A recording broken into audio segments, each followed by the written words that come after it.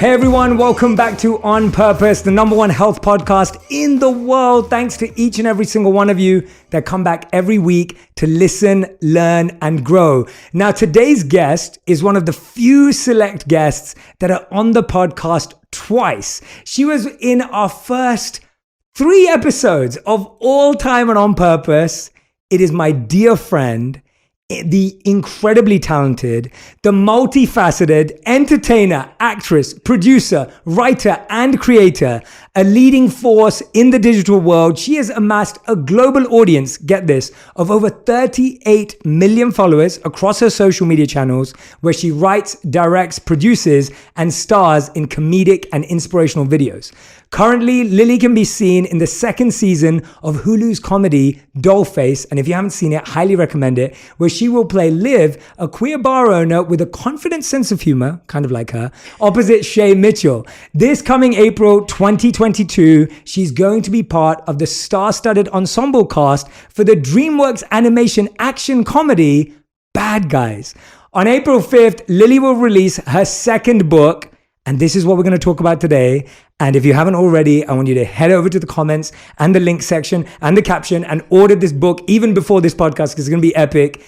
Be a Triangle. How I went from being lost to getting my life into shape, following her New York Times bestselling book, How to Be a Boss, a guide to surviving and conquering life.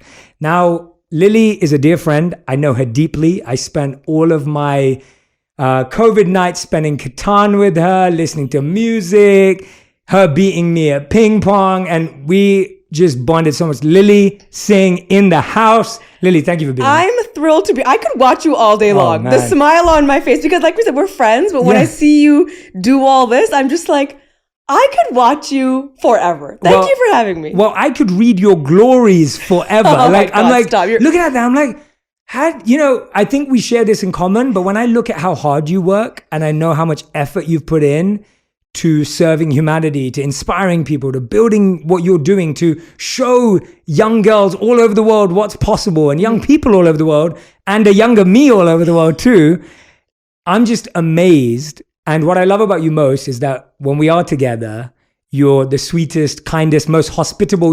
I want everyone to know, Lilly is amazing at table placements. Oh my God, thank you for saying that. Oh my God, that's a wrap. We're good here. Yes, a lot of people don't know this, but I'm a huge nerd. If I could quit my job and do anything, I would just want to set tables for the rest of my life. You're the most hospitable human. Like, I come to your house and I'm just like, wow, this is amazing. Like, absolutely. The handkerchief choice where it's placed. Anyway. Please know I steam the napkins before you get served. It's all or nothing. It's all or nothing. But I love it because we're talking about your book today, yes. Be a Triangle, which is so exciting because your first book came out, I think now 5 years ago, which is incredible. What is time? I know. And the fact that you focused on building and writing this amazing book, which you thankfully sent to me, I got to read it ahead of time. I've read some of my favorite chapters. Today we get to dive in. And like I said, everyone who's watching or listening back at home, make sure you go and order this book. Not only is Lilly one of my favorite people in the world, she bears her soul in this book, makes it super accessible and relevant, and it's highly practical and has the cutest images in it as well. But let's dive in. When I first heard you announce the title, I was just fascinated. I was so intrigued. I was like, Be a Triangle. I was like, what does that mean? Like, I was only ever called Square growing up. Oh, but same. Right? Or other words.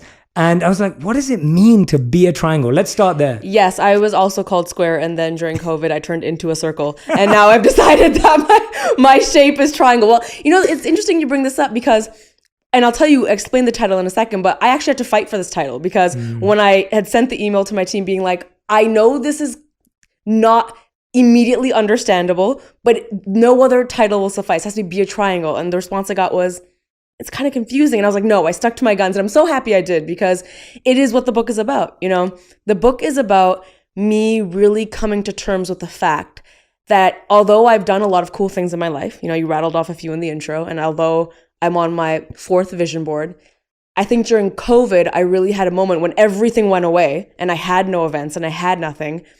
It's not that I was like, oh, I'm a workaholic and now I'm bored. It was deeper than that. It was that, oh, I don't think I have any value right now. Like, I can't measure myself in any way because I don't have events and I don't have work. And so I'm just kind of floating in space unsure of what to do or how to think of myself or how to think of life right now. And I realized that's because work was the only thing I associated value with. I never really thought about, well, what kind of person do you want to be? And if you accomplish all the things on your vision board, how should that make you feel? And how come you don't feel that way right now?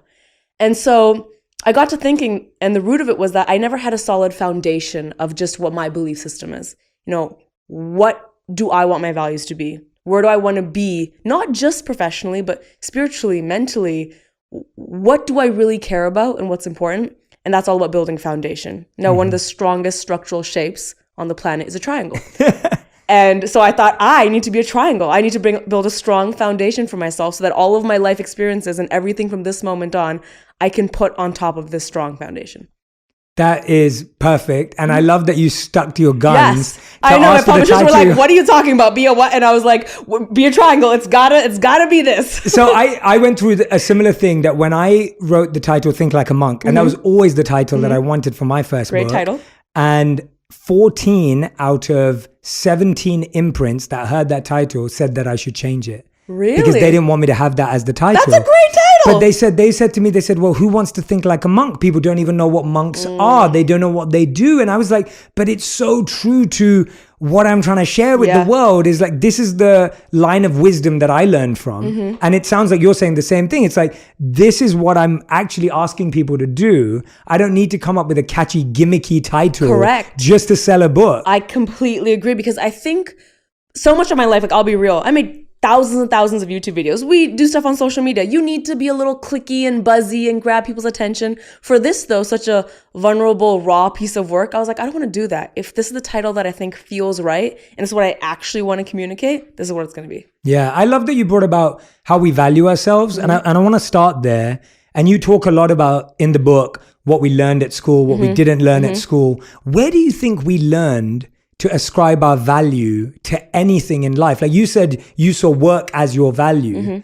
What are some of those other values that people ascribe to, and where do you think we develop them? I mean, I think there's a few ways, and I can only speak to me dissecting my own life. I think for me, a lot of it is definitely cultural. I mean, you can probably relate to this, as both being South Asian, is that my family and my community, they really do value a degree. We live in a time right now where, and I'm not trying to bash school, but I don't know a single person using their degree right now. That doesn't matter. To my parents, a degree is the save-all, end-all. You need the degree or else you are not educated. You have to establish a family. You have to get married. You have to have kids because you have to keep the family name going. You have to contribute back to the world through kids because they are not used to another way of contributing to the world. Their understanding is that you contribute to the world through having kids and making the world progress. See, for a long time, and this is where I get really real, is for a long time, I think I had a bit of a chip on my shoulder when I thought of my parents and I thought of my culture, because I thought, you guys only have one way of doing things. Like, I do things different. I'm from a different time and place. But that was really unfair of me because I never took the time to understand, well, why are my parents actually like this? Is it just that they're older? Is it just that they were born in India? So through the work of my therapist and honestly through writing this book, I was like, it's actually a lot to do with generational trauma. It's about my parents were born in Punjab, India. They didn't have the luxury of being like, today I'm going to care about my mental health. Today I'm going to contribute to the world by making a YouTube video and motivating people. They were like, hey, we're in a country with 1 billion people. There's limited resources. We need to problem solve every day. We need to survive every day. The things that matter are family, sticking together, survival, education, getting a good job, money, food on the table. And now I've taken the tools that they have taught me and I'm trying to use them in a time and place that is not that time and place. So that's where I think it comes from. And I talk about in the book that in school, when you look back, you're measured by grades. And in work, you're measured by promotions and salaries. And that's how you measure growth and success. But as a kid, it was never like, hey, Lilly, today you were really patient.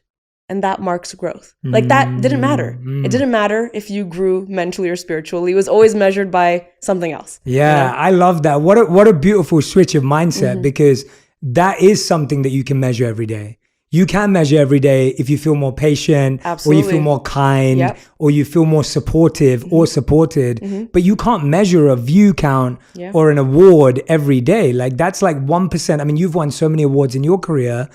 And you look at that and you go, that was like 1% of the experience. That was like the top of the pyramid, but it's the tiniest part. Tiniest part of the triangle. Yeah. Right? It's like the tip of the it's the tip of the triangle. Absolutely, yes. Where you're like, that was just the tip, but the whole journey to get there was where all the hard work went. Absolutely. And I think one of the reasons I was so resilient to the things I write about in this book, because literally when I write the book, I keep thinking, 5 years ago, the person who wrote How to Be a Boss, which I still believe everything I wrote in that book, but I think I was resistant at first because I was like, no, but I still love working and I still want to hustle and I still want the awards. And I'll be honest and say, I want the awards. I want the events. I want the accomplishments.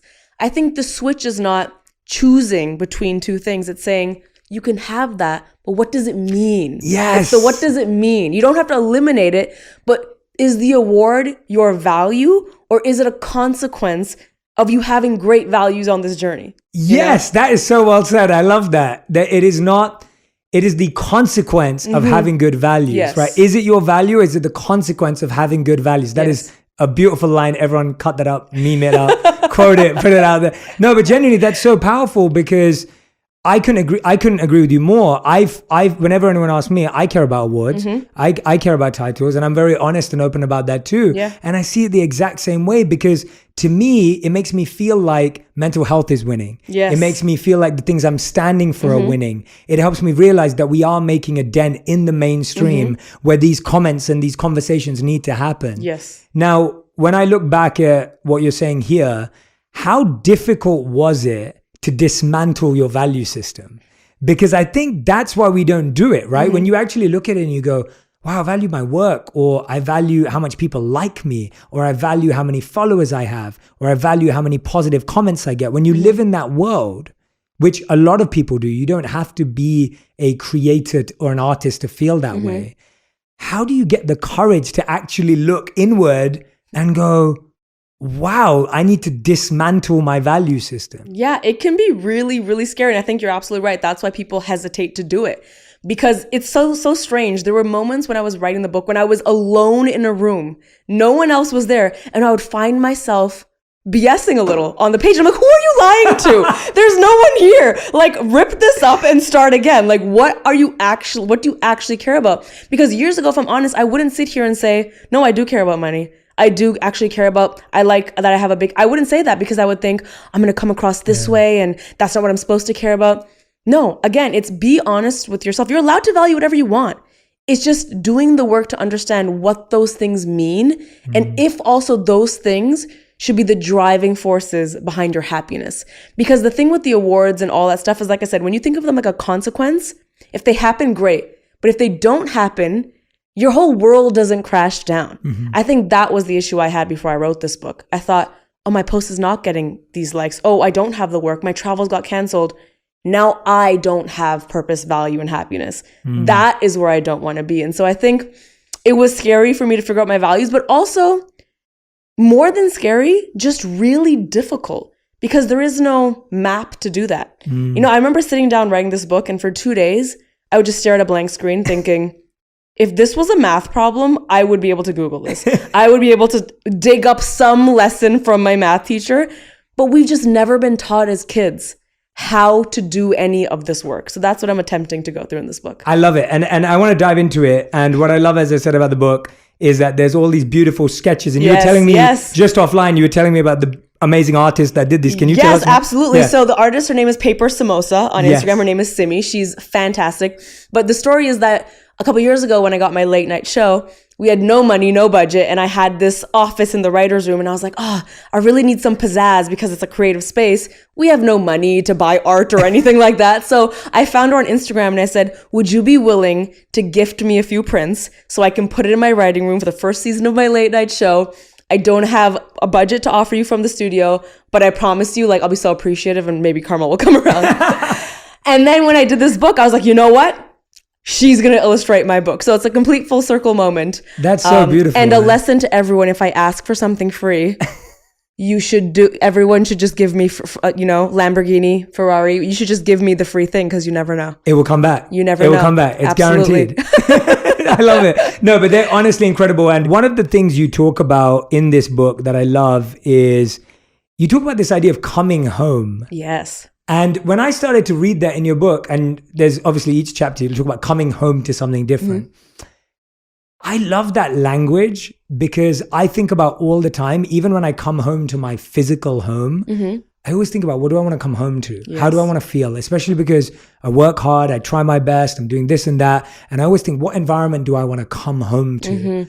What does coming home mean to you before we dive into each chapter? And where did that language come to you from? Like, what does that mean to you? Yeah, I think, when I was writing this book, I really wanted it to be, hey, you don't need to have a bunch of fancy tips and tricks and all these ways to get happy. It's really something that's within you already. And it's organizing what's within you and deciding where you want to go from there.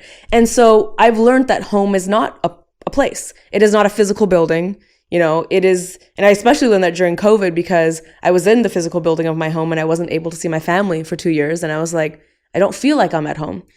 Home for me is a place that gives you that feeling of safety, security, no judgment. You can just be and return to what really matters, a reset.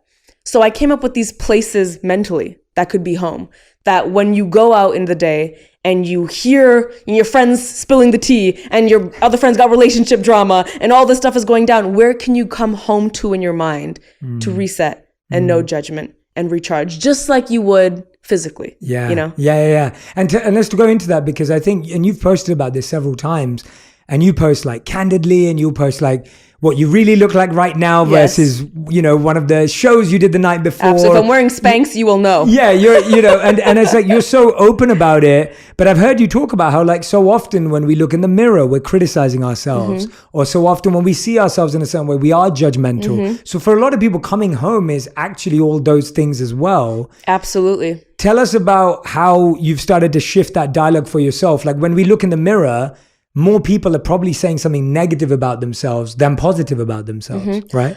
I have learned that I very seldom cut myself any slack. I am truly, and I know it's cliche, but I'm truly my toughest critic in the sense that I could have a super successful day and the one hiccup that went wrong, I'll look in the mirror and I'll be like, okay, well, next time we got to make sure that doesn't happen and you got to be better prepared. And so I am very critical of myself. And that's why the language coming home was so important to me, because home is not a place you should feel that judgment.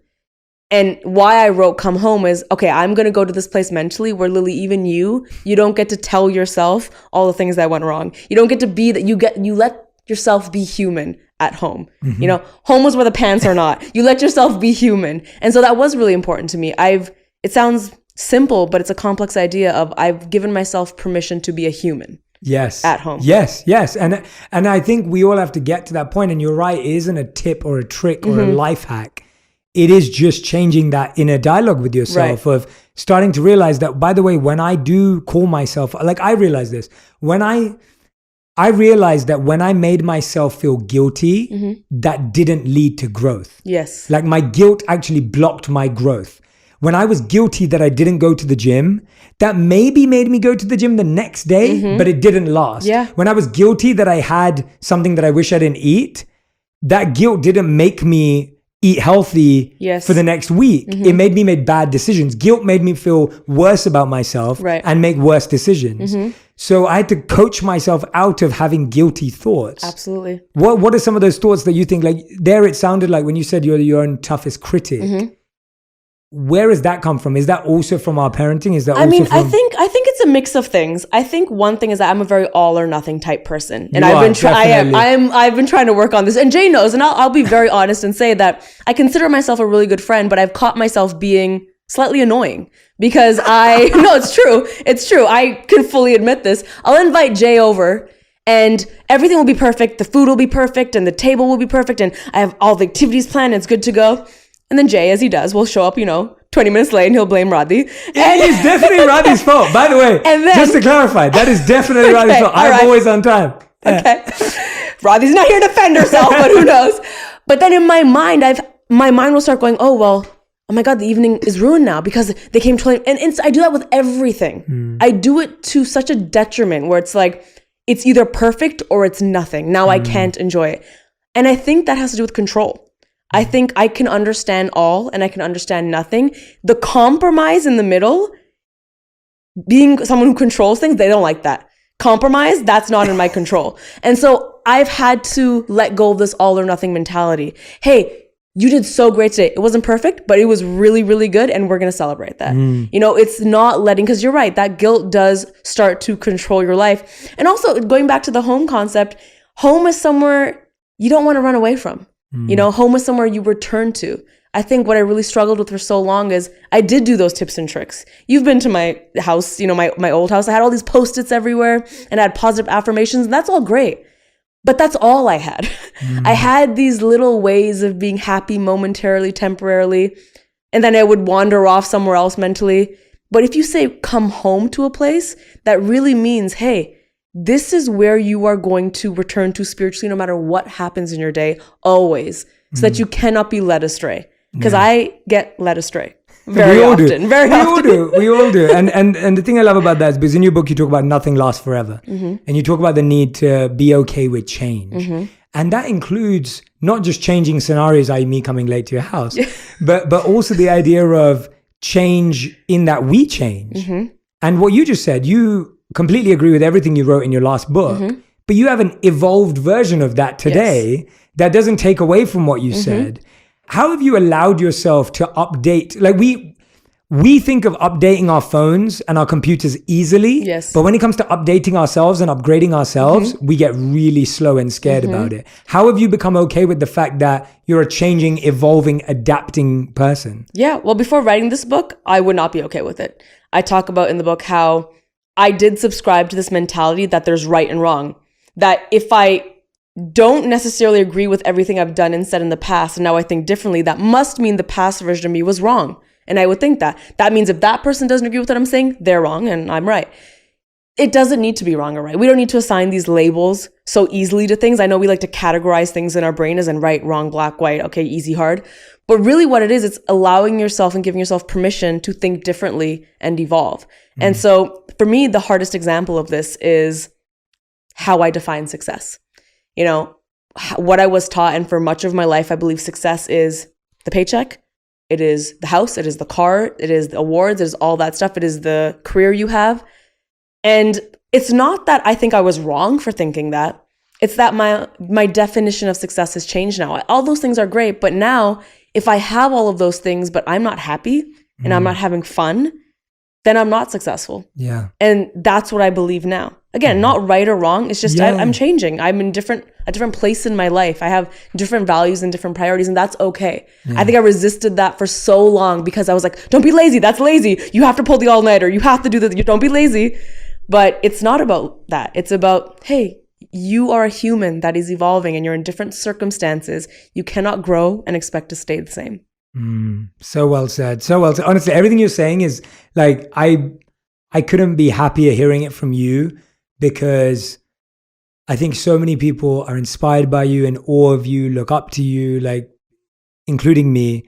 And when I see you having these revelations and realizations based on your own inner work, it gives me so much confidence that everyone who looks up to you is being inspired in this beautiful direction. And I also love that you value hard work and that you value putting in the time and your attention to detail, because that's also something I appreciate about you. Yeah. So whether I'm a friend or whether someone in business, I appreciate your purpose, but I also appreciate your practicality, like the fact that you are an effective human being who manages time effectively. And I think, again, what you're saying is we've been living in this society which is either or. You either have to be lazy or you're productive. Right. But we don't have this in between, which is I know how to do what I need to do when I need to do it, but then I also know how to let go.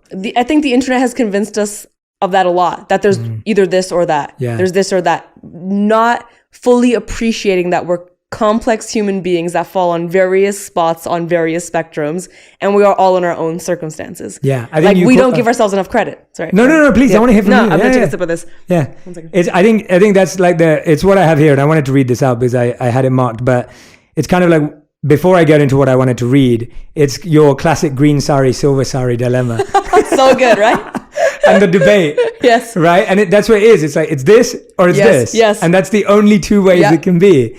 There's something you wrote that I want to read out because I want people to realize that this isn't, even though this is and you can correct me if I'm wrong, but the way I say it, this is a book that is going to inspire, help, and guide people through their own inner work. It is that. But at the same time, it is also a book where you like really open up and get vulnerable and raw. And I wanted to read something for people to realize just how that comes across. So you say, I can't do Lily's voice, I can't do impressions, I can't do accents. Jay's actually a great actor, he's lying. I have none of those skills, so I will not try. I will simply read it in my British accent. All right. So, at the age of 30, I came out as bisexual to my family. It was definitely the hardest thing I've ever done in my life, and the lead up to that moment was filled with anxiety. Out of fear that I would lose my words, I wrote my parents a letter, printed it out, and placed it in front of them. All I could muster up the courage to say was, read this. I vividly remember feeling a pang of guilt when my mum jokingly responded to the letter by saying, "Are you getting married?" I went upstairs while they read it, unable to be in the same room with them, and waited for what felt like an entire lifetime for anything. A knock on my door, a tap on my shoulder. After a long silence, finally I heard footsteps and my parents entered my room. Like when you take me into a place like that in your book, I'm like, wow, this, it's so intimate. And I feel so grateful that we get to go there with you as a reader in your book, because these are not things that you make videos about. These are not things that you talk about every day. And people see you share your sexuality and where you are, but they don't understand what's going on in your head because we only get this one moment or a headline, Lilly Singh announces this, and that's what people see. But then this is what's going on behind the scenes. And the book does this again and again and again. Tell me about that moment and tell us about how that journey has evolved over time and even before and after. I just want to hear about that whole process from things I know as your friend, but I want to hear from how you feel about it through the book. Absolutely. So I have to give credit to my editor here because you're right. I don't openly talk about this a lot. You might see me holding the pride flag on Instagram, but woo, woo, woo, woo, woo, Lady Gaga, ba, ba, ba. But I don't actually go into what that experience was like. And for the reason of, it's just something that I don't want taken out of context. And I know the media will run with it. And I know people will not actually put themselves into that time and place. And so I thought the book was the perfect opportunity for me to really talk about this. The first time I wrote this chapter, I skimmed over it. I was like, so I did this thing, and then my parents came, and then my editor was like, hey, I really think you should take the reader into exactly where you were. And it's the best note she's ever given me, because I was like, you know what, Lily? Again, no one's in the room here when you're writing this. Actually open up. Like, people could really use this perspective. And so I did. And it was very difficult to write. Even as you were reading it, I was like, it's really emotional. It's a heavy emotional thing. But the reason it was important for me to talk about this is one of the biggest changes that has ever happened in my life. And like I said, the scariest thing I've ever done in my life. And it was something that I had to really address head on, because to be honest, I don't think I was honest about what that situation was in my mind for so many years. I came out to my parents at 30, and a lot of people don't know this. I'm very type A, so they shouldn't be surprised, but I actually came out to myself 30 days before that.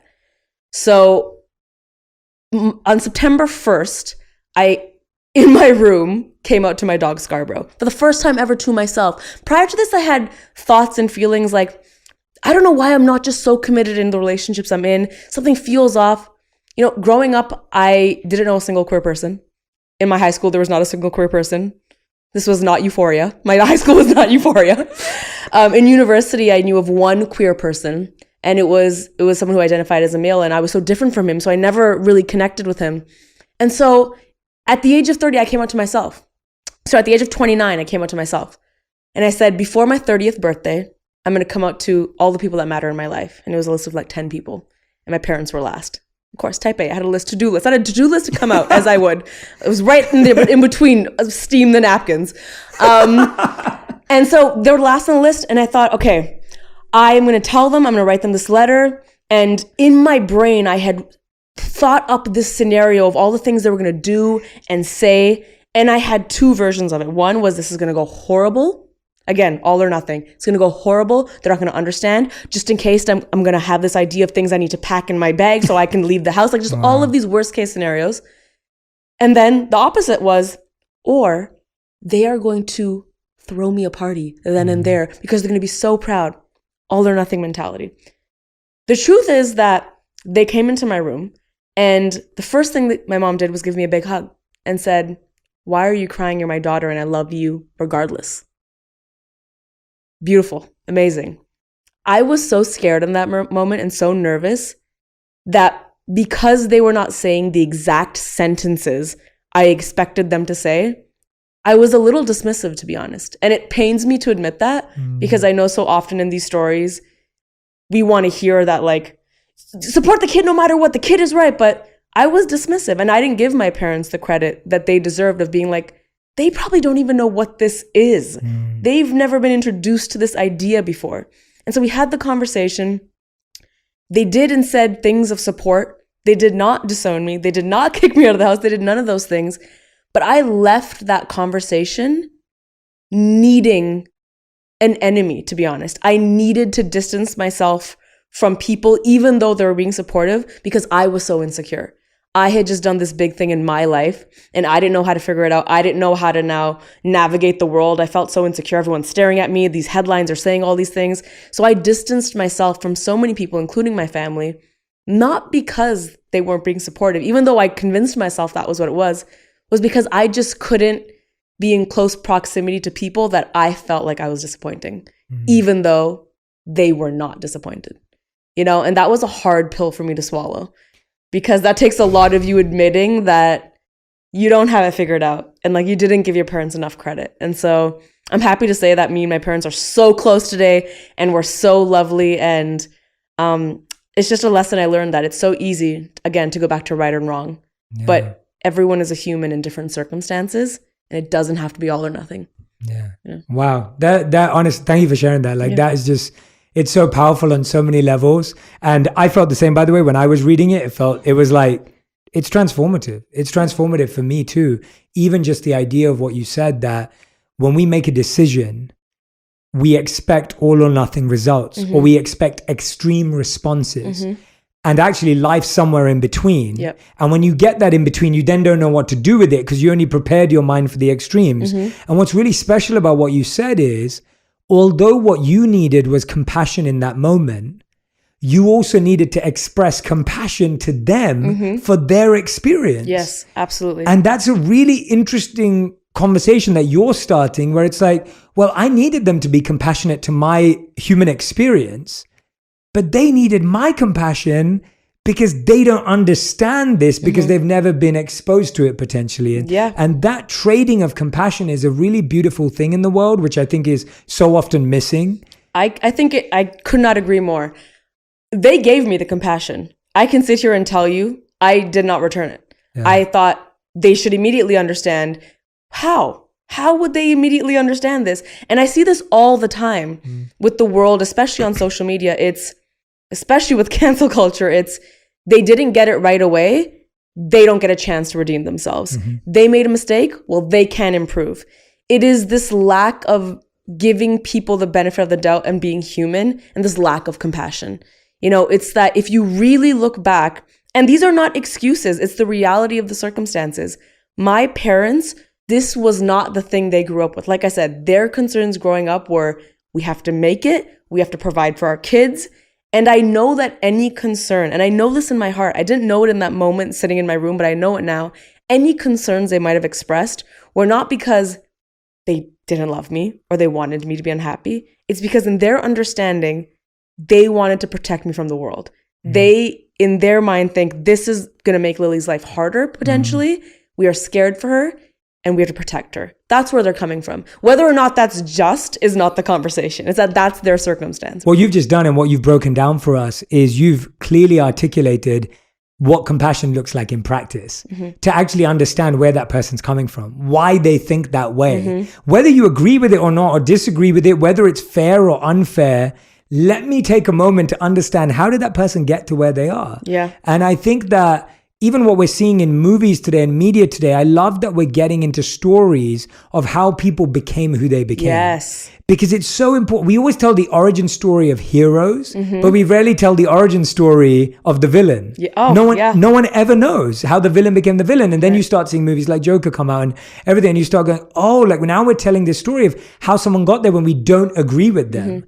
And it's also this idea of, if you really think about it, the hero and the villain are the same person in different circumstances. And that's another thing that I write in the book, that I actually say during my meditation every day, is that I am everyone and everyone is me, and we are in different circumstances. And the reason I say that is because, Lilly, get off your high horse. You are not right compared to someone else. Even though you are in two different sides of the spectrum of what you might agree on in a certain subject, they have certain circumstances, you have certain circumstances. And the reality of the situation is, if I was born in a different time and place and I were my parents, I might have reacted even worse. To be honest, I might have reacted horribly. And to say otherwise is just a lie. Yeah. It's so easy to be like, if I were in your shoes, I would have done this. You might not have. You might have done worse, because circumstances matter. Yeah, I love that reminder. I think it was a few years ago where I realized that I wasn't better or worse than anyone. I wasn't ahead or behind of anyone. I wasn't right and they were wrong, or vice versa. I was just me and how I processed this experience. Yes. And you brought up meditation there. Let's dive into that, because I know you've meditated for a long time and it's continued to evolve as a practice for you. In this book, you talk about our wonderful dear friend, Janavi Harrison too. Yes. Which is wonderful to see.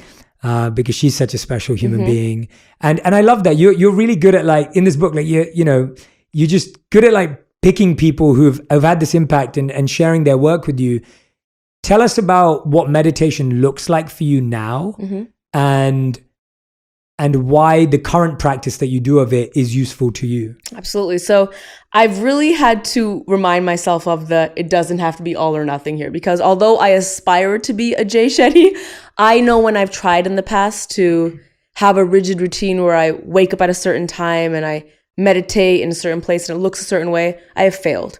Because for me, I go to sleep at different times, my schedule is awry, and honestly, I get bored sometimes. And that's just me being really honest. When I have a really rigid routine, sometimes I get bored. I need a little change. So for me, what meditation looks like is not every day. I would say 3-ish, 4-ish times a week.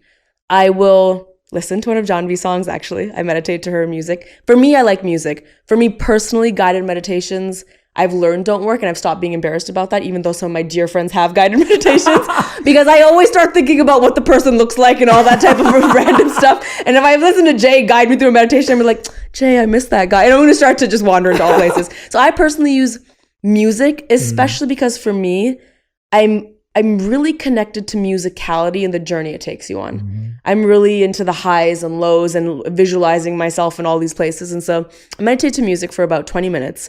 I use now the things I write about in my book. So I start my every meditation by saying, today the 4 things that matter are the relationship to yourself, the relationship to the universe, understanding distraction, and implementing design. I check in on myself. I'm really honest with myself, how I feel, what I'm grateful for. If I'm having any petty thoughts, I really want to just, like, it's a really safe space for me to be like, hey, you're allowed to process whatever is going through your mind right now. And you don't have to process it in a way where now you're going to come up with solutions. It's just to know where you're at. Just connect with yourself. How are you feeling physically, mentally, emotionally? That's it. That's all you have to do. Next, I connect myself to the universe. And the reason I do this is because I talk about it in the book, but it's also because in our industry, Jay, you can get very vain very fast. It can become all about you very, very fast. I really value that reminder that I'm connected to something greater. And it also helps me alleviate some of my control issues that I have, that not everything is in my control. I'm connected to something bigger, connected to other people. Like I said, I'm them, they're me, and we're in different circumstances. I also then send compassion. And I talk about this in the book, which is, for so long, I would meditate when I was upset. I would ask God for things when I'm having a bad day. It's all about take from the universe. And I never really thought about, well, what are you putting back into the universe? Are you being a fair partner to the universe? And so I spend time really thinking about how I can send love. And I literally visualize love and light coming from my hands and sending it to whoever might need it. It might sound silly, but before I judged on Canada's Got Talent, when I meditated, I actually sent love and light to all the contestants. I love that. Because I was like, I know what it feels like. I know I'm judging you, but like, if you're nervous, and I visualize them as if you're nervous, remember to have fun. Like, know that I'm going to be with you on that stage. I just try to send the energy to whoever needs it. That's beautiful. Yeah, I mean, just got to take a moment. Yeah. And that is so beautiful. Thanks, man. I try. Yeah, I love that. And then I go into understanding distraction and implementing design, which I talk about in the book. And that is, I have defined distraction not as the way we traditionally think of it, you know, your phone going off, someone talking during a movie, all these things. But distraction is the things that take us away from where we want to be spiritually. So take us away from the home we've created. Suddenly I'm feeling petty. I'm comparing myself to someone. I'm feeling ungrateful. I label all of those things as distractions, not because they aren't valid, but because I don't want to stay there. I want to go there, process whatever needs to happen, and come back to this place where I am grateful and I do have strong values. And then I implement design. And this is where my practicality and spirituality mix up. And this is, hey, you know the life that you want? Stop telling yourself all the reasons you can't have those things, and actually just design your life in a way where they can happen. You know, and a prime example of that is, so often I was told growing up that, hey, like, you can't have a career where you dress up and play pretend and you're creative and you do, like, grow up, get a real career. That's a phase. I had to design a life where I was like, I unsubscribe to that idea. The idea that I can do this as a career serves me better. So I'm going to design my life this way. So a lot of that has to do with unsubscribing from the ideas that do not serve us. Because I, and I'm sure many other people, we have signed this invisible contract on a lot of ideas that do not benefit us, but we do it anyways, you know? That is so well said, because I remember when I fully had signed the contract that I was going to work a full-time job and that teaching wisdom was going to be my hobby. That I'd signed that contract. I'd subscribed to the idea that sharing wisdom could not be a full-time purpose. It had to be something I did on evenings and weekends. And now when I look back and I think, I'm so glad that at one point I unsubscribed, as you said, from that ideology, because otherwise I'd still be in that same place. Yeah. And it's incredible to think about it, because it sounds easy to say it now, but I can honestly say that when I started, I had no idea that anyone would care at all. I just knew that I believed deeply about what I was trying to share. And that's what fueled me to keep trying. Yeah. But I'm with you. I was fully subscribed to the idea. This is not a real job. It's scary. Unsubscribing it's so scary. to ideas. I mean, those ideas exist for a reason. Society has these ideas for a reason, because no one has challenged them. No one has found a different way. And again, it helps categorize people into boxes. Yeah. To unsubscribe from those ideas, it's scary and it's risky and it feels like you're walking a path alone. But those are ideas. They're not facts. There is no rule book saying Jay has to do this and he can't do this as a job. There's no rule book. Like, for so long, I thought there was a written rule book that I'm an Indian woman. I can only do these things. I have to be quiet. I can't be outspoken. I have to do X, Y, Z. Where is this rule book? Like, I have just decided that that's what I'm going to live my life by. No, like, I do the work to let go of those ideas and make your life the things you want them to be. Yeah. It takes work. No one's saying it doesn't, but that work is so worth it. Absolutely. My auntie has that book at home if you need a copy. I'm sure she does. So I'm sure there's a written one there. 100%. I'm with you. This I love. I want to go back to this. You talked about the universe, but you have this graphic in here which is about the missed calls from the universe. Yes. Which when I saw that, I was like, I need to read this section, because and that's how I went through the book. I was looking at stuff and I was like, oh, this I love this. Let me read what this is about. Tell me about that, because I think that, like you said, we're always expecting the universe to give to us.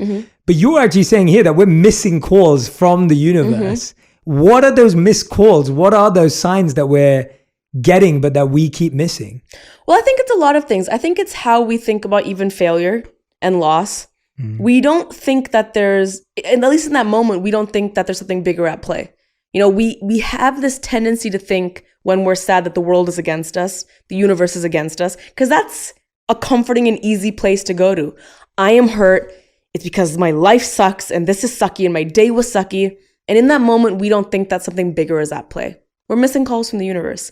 I can genuinely say any horrible thing that has happened to me, any failure, any loss, there has been an exchange there. I lost something and then I gained something because of that thing. And that's how we have to think about the universe. The universe is constantly exchange. Everything is an exchange. And it is a relationship that we really need to foster, because we ignore it so often. We don't think about that. Hey, I actually have my job today and I have the following I have today because I spoke so openly about my experience going through mental health and people related to me. Great. But we don't actually dissect like, hey, remember that time you were really sad? This is the exchange for that. The universe actually came around and gave you something. So why do you not nurture that relationship? You know, and I talk a lot about people who have a lot and have really tough pasts, and perhaps we don't give ourselves the opportunity to analyze what those losses gave us. And I think we should. Yeah. Because I think that makes them silver linings and it makes us realize that like, hey, there's something bigger at play.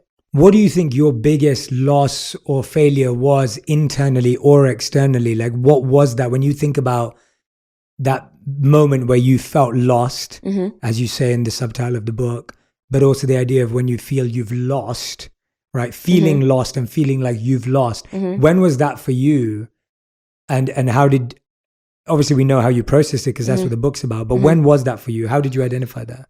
I mean, there's a few moments, but if I'm being really, really honest, the most recent one and the one that was most profound, and I think this is for a lot of people because it was an extraordinary circumstance, was during quarantine.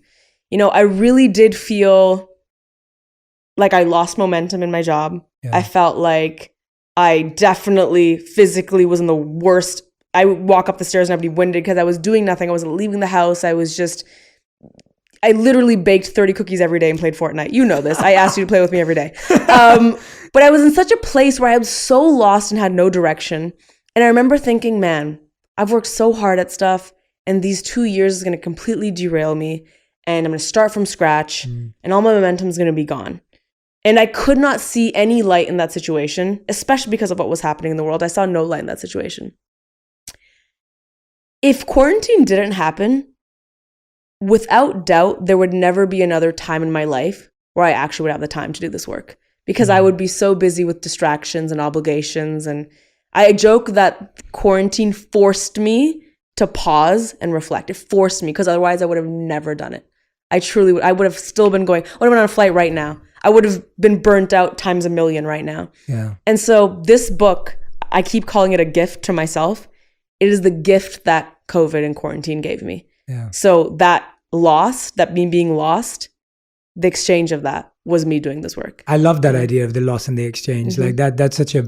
We understand it with everything else. Yeah. You buy something from a store, you eat calories, you understand it with everything else, but we don't tend to understand it spiritually. Because we can't connect it. Exactly. Yeah. Because we don't do the work to connect it. We're never taught to connect it. And I'm encouraging people to make those connections. Yeah. And understand. And it'll help you understand loss. And it'll help you understand that the universe is big and it's glorious and it's magical and you should be open to it and you should be connecting and nourishing that relationship. Yeah. And you're bringing that, I mean, you're saying it's a gift to yourself. This book is definitely a gift to everyone who's going to read it. It genuinely is because I think what you just said about COVID and the pandemic, I think that was a worldwide phenomenal experience.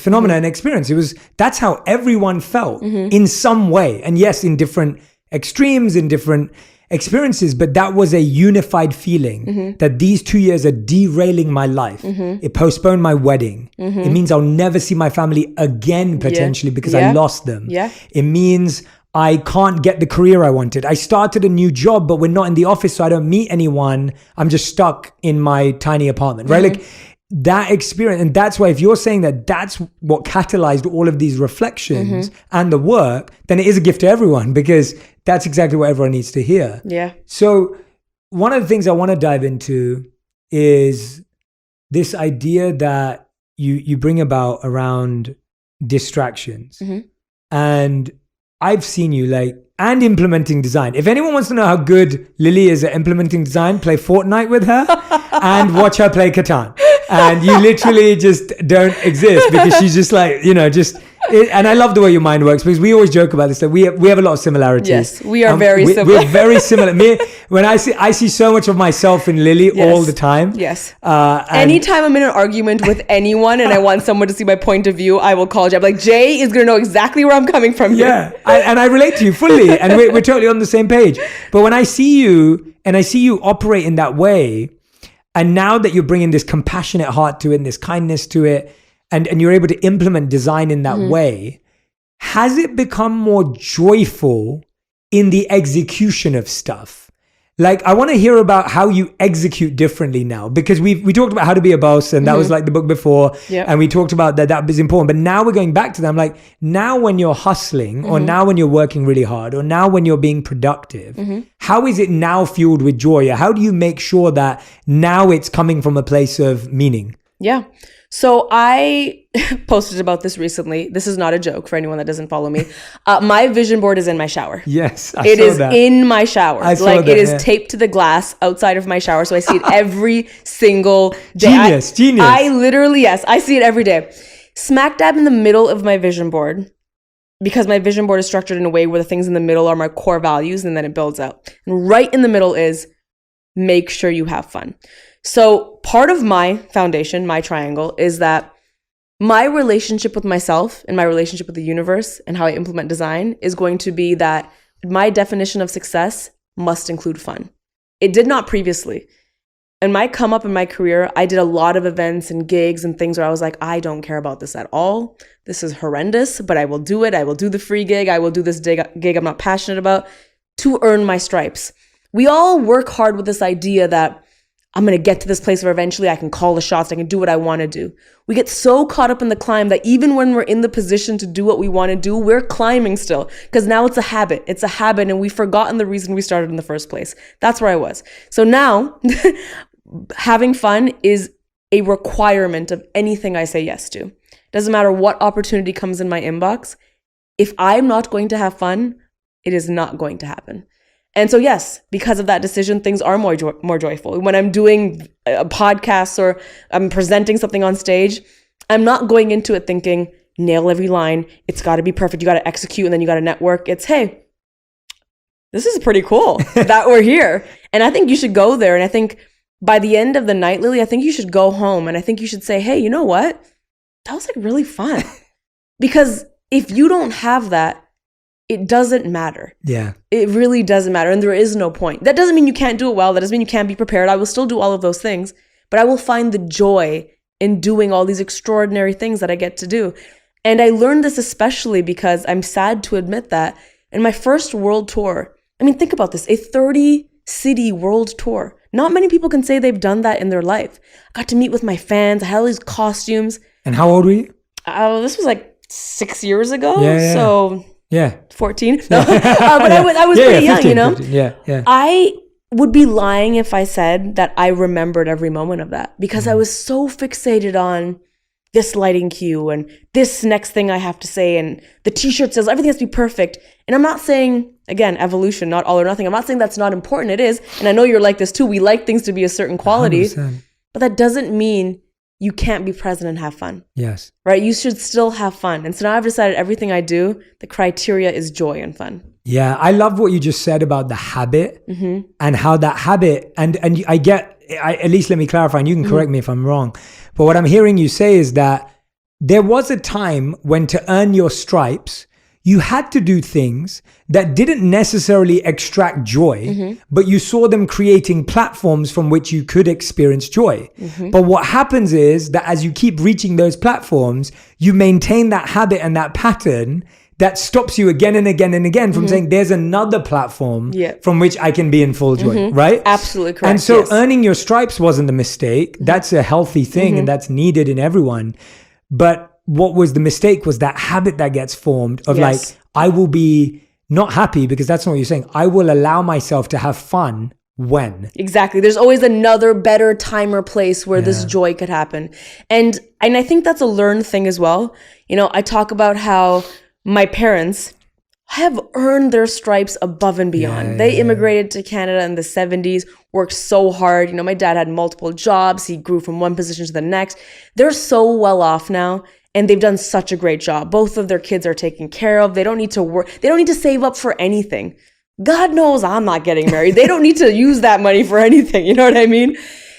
And I always tell them, like, why aren't you guys traveling everywhere and like doing all the things? And they still are in that mindset of like, no, because, you know, we have to save up for things, and we can't do those things now. We're too old for those things. And it's that habit that we can't do that yet. We're not there yet. we are. So often we are there. Yeah. And if we keep chasing that, no, not yet, later, we're going to miss out on that joy. Yeah. That's so well said. And I fully agree with you too. I was sitting down with my team recently and just saying that I want to be able to do things that I want to do that are risks and are fun and are things people don't expect of me. Yeah. Because that's what you work hard for, is to be able to do that. I was like, even doing this was a risk in the first place. Yeah, exactly. So why would I stop taking risks now? Like, because I think we get protective as well, right? And to me, I think taking risks has always been a core value of mine. And now I'm like, I want to take more risks, and I want to do things that surprise me and surprise other people, and are not things that people expect. Because when I started this, people didn't expect it either. Absolutely. So why is it's funny how we, especially people like me and you, we and other creatives as well, we stepped outside of a box, only to then put ourselves in another box. 100%. It's just a slightly bigger box. Totally.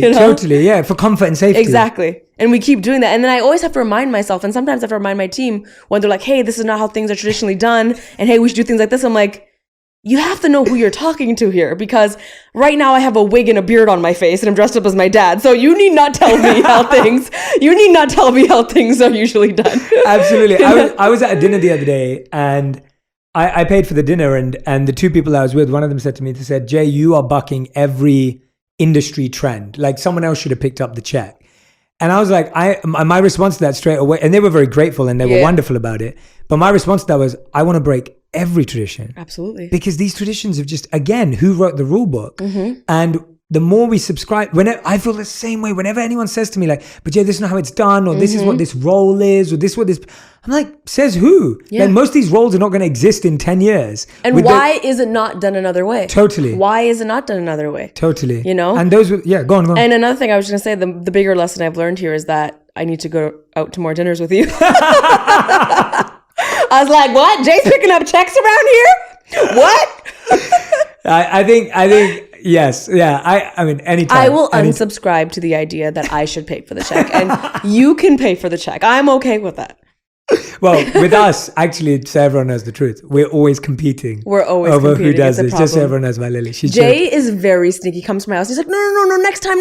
And then the next time is always, he's sneaky. So you definitely have to pull the Desi moves of like running and giving the credit card in advance and all that stuff. I'm one of those awkward plant-based people who doesn't want to cause like pressure to other people, and like, it's all good. We're just two uncles battling it out for the check. It's fine. It's just fine. I love it. All right, Lily. So we have dissected how to be a triangle, but we have literally scratched the surface. There are so many incredible messages in this book. The sections that Lily talked about in this interview, they go so much more deeper. There are so many more takeaways. There are so many more beautiful moments where you're going to have these light bulb moments and these moments of insight and reflection for yourself. And I honestly believe that this, I think, and I read a lot of nonfiction, self-help and mindset books. I love that stuff. And sometimes it can get repetitive. And this was one of the first books I've read in a long time, but this was so authentically you. Like, it was just so you, like everything you said was so you, and it was so genuine to who you are, that I was like, this is so real. And that's why it works for people, and that's why it will work for people. And when people apply it, they will feel change in their life, because you're not trying to teach or you're not trying to preach or you're not trying to guide. You're literally saying like, this is what worked for me. And this is how I think about stuff. And it's so simple, yet so practical, yet so applicable to people, that I was just blown away as to how you it is. And I could hear your voice in my head. I love that compliment. I could hear your voice in my head as you think through an idea. I'm like, that is exactly how Lily would explain it to me if we were sitting next to each other. And I think that's beautiful for people to know that, because I think people can read a lot of self-help and be like, oh, this is repetitive, or I've heard this before, or someone said, and I'm like, sure, but we have to hear it from someone's unique experience. And I think you capture that really well. So thank you for doing that. Thank you. I appreciate that. And that's exactly what I wanted the impact to be. So thank you. Yeah, thank you. All right. So we're going to end this interview with what we call the final 5. All right. These are a rapid fire, fast 5, which I always break the rules on. Okay. I'm going to definitely break the rules too. Tell me more. And so anyway, we try and answer these in 1 word to 1 sentence maximum. Okay, cool. I'm definitely going to break those rules, but I'll try. It's fine. It's fine. I'll allow you. Usually I'm sometimes... I'll try my best though. Yeah. All right. Okay. Question number 1. What is the best advice you've ever received? That reaction. Sorry to everyone who's listening to this only. I'm not sorry. This is how I feel. Okay, this is supposed to be rapid? Oh my God.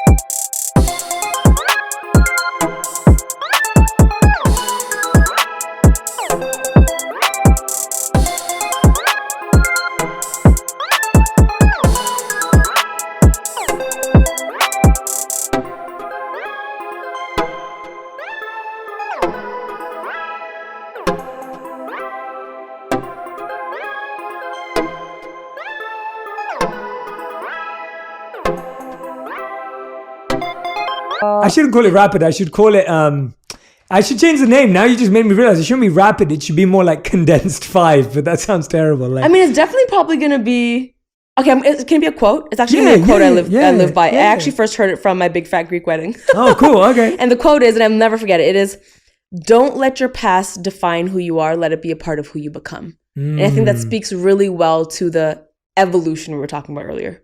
Great answer. Mm-hmm. That was Thank you. 2 sentences. I'm sweating. That's good. All right. Question number 2. Yeah. What is the worst advice you've ever received? I think what we talked about, this is how things have usually been done, is tried and tested. Yeah, definitely. I don't want to hear that about anything in my life. I don't want to hear it about, even, I'm not even talking about work stuff. I don't want to hear it about anything in my life. Absolutely. About how one should be spiritual, or how one should have relationships, about how one should form friendships. I don't think any idea should be treated as if it's a fact. Ideas are just that. They're ideas to be explored. Love that. You have full permission to avoid the one sentence because that was a great answer. Thank you. Feel free. If anything I asked you and you want to expand on it, just You're go so accommodating. Thank you. No, because that was such a... I'm so happy you expanded on that because I love that you stretched out to everything. Mm-hmm. Like, I think the idea of not just saying, this isn't just about work or people in an industry. Mm-hmm. The fact that you talked about how to be spiritual, like that resonated so deeply with me. I love that. And so please expand. Okay. Question number 3. How would you describe your current purpose in life? I think my purpose is to be a disruptor. I have come to terms with that word. It used to mean destruction, chaos to me, but now it means beautiful chaos to me. I want to disrupt systems and ideas. And that does include paving the path. Yes, I want to disrupt the industry. I want to disrupt how TV and film is made. I want to disrupt the stories we see. But in everything, in my family, I'm a disruptor. I'm the first that has done many, many things. My parents will openly tell you. I want to disrupt and shake things up. That is my purpose. Yeah. And I think what's interesting about that, which I love, by the way, that's a very unique concept. We've never had it on the show. The reason why I love that is because you can do it anytime, anywhere. There's no way you can't do that. And what I love about it more importantly is that what you just said is you're the first to do many things, and that's actually scary. And it also means that you're not always going to get it right by other people's standards.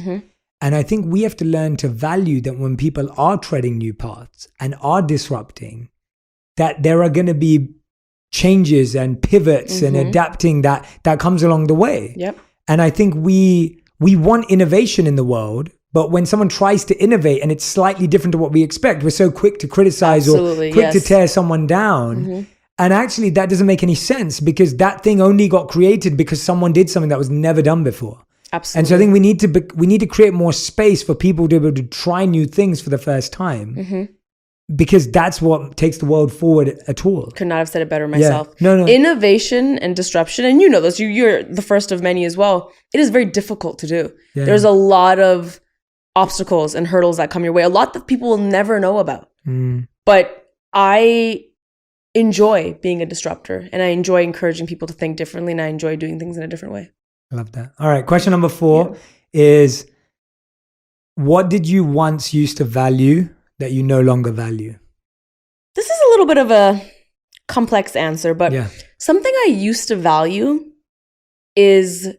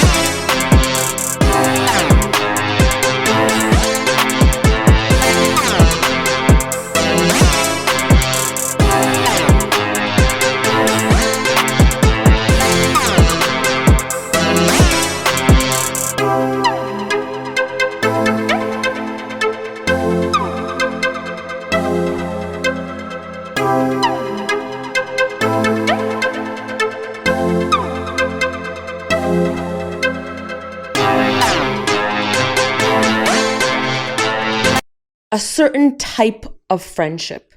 And what I mean by that is, I might be a little jaded by me being in the public eye, to be honest, but I used to only want to be friends with people, and I really valued the friendships I had when people knew me before I got famous.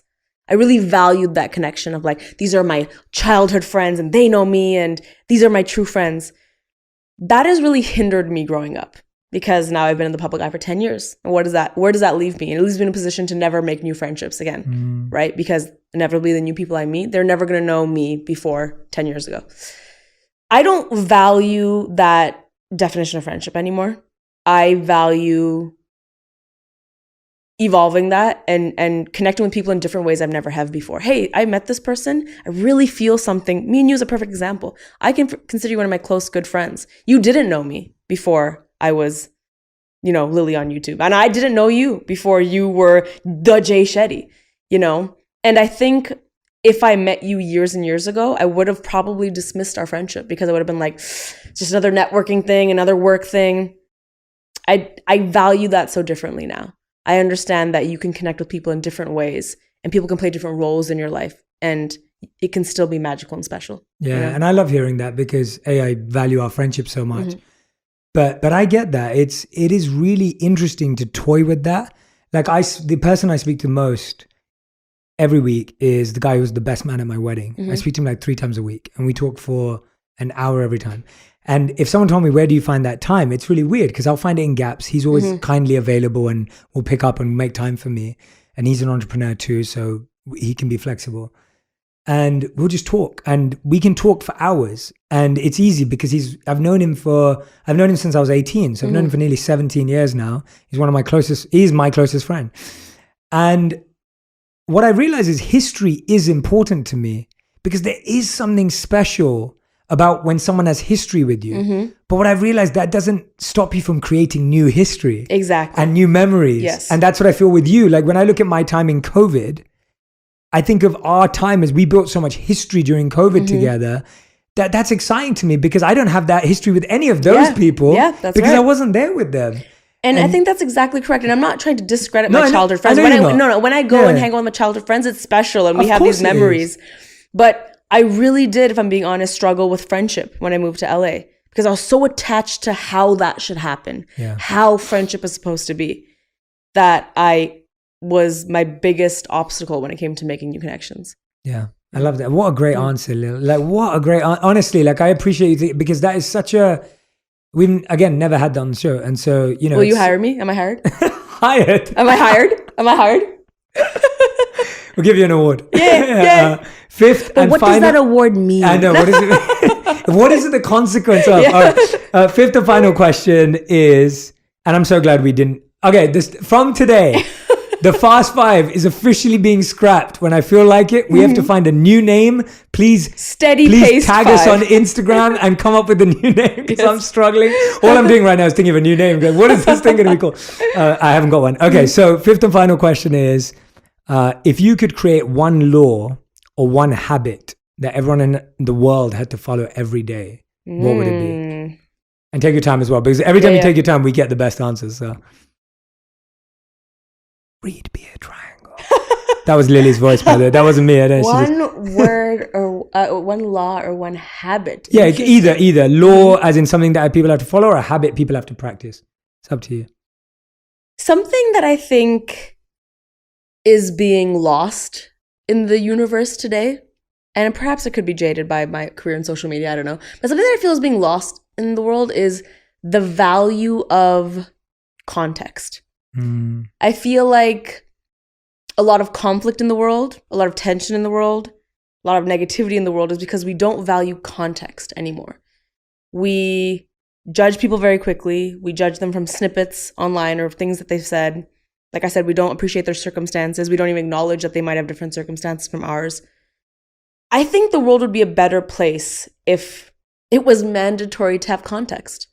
When you're speaking to someone, when you're putting something on Twitter, when you are even debating. And I think the reason the word law made me think of this is I think of how many times in a courtroom a decision or law has been passed about a person or a group of people, even though that person or group of people, their context is nowhere in that room. You know, I think about how many people have made laws about women's bodies and no woman was part of that. Or like one woman out of 20 was part of that decision because there's no context. I think context is important and should be valued. And if you don't have that, what are you actually talking about? You know?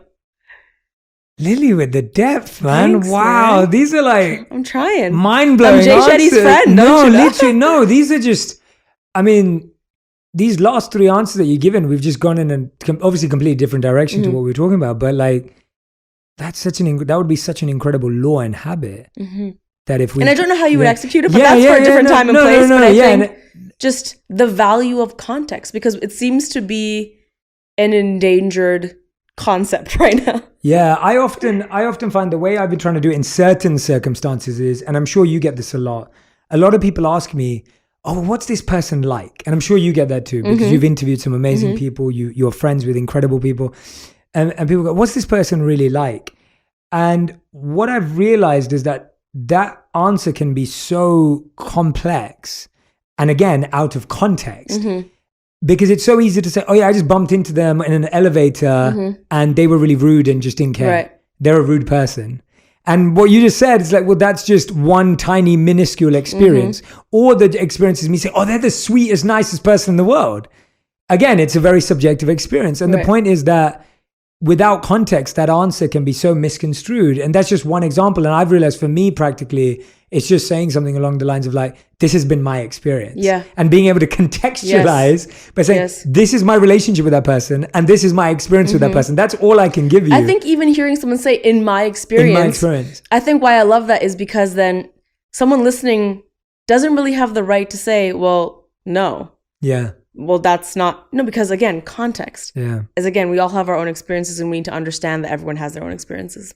I love that. Everyone, Lilly Singh, Be a Triangle, How I Went from Being Lost to Getting My Life into Shape is available right now. We have the link in every bio, caption, comment, wherever you can get it.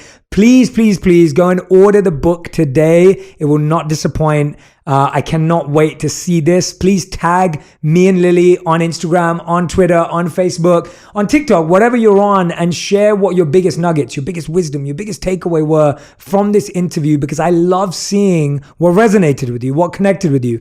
And then what I'd love for you to do is take a picture of your favorite picture, sketch, whatever it may be from the book. And I want you to tag me and Lilly and post that on Instagram too, because this book is full of the most beautiful designs at Paper Samosa. Yeah, Paper Samosa. At Paper Samosa. Please do tag us, because I'd love to see which ones you're resonating with, which ones you're in love with, which ones you're going to make a part of your vision board and your meditation every day. Lilly, thank you so much. Thank you so much for your support. I'm with coming you all from the way. king himself. Thank you for the support. I appreciate it. I always have such a great conversation. And it's so lovely because like we're friends, but we don't always get the chance to go this and I love it. Like literally when I'm hearing, and I felt this last time too, I said the same, and last time we hadn't spent as much time. Yeah, we were just starting our friendship, and that was 3 years ago. And I felt the same way last time, and I said the same thing to you. I was like, that was just so deep and profound and thoughtful in so many ways. And you know, you're a comedian, so you'll always just like laugh it off or whatever. but genuinely, it was even this time, and you've given me so much to think about that. And I appreciate having these conversations with you, because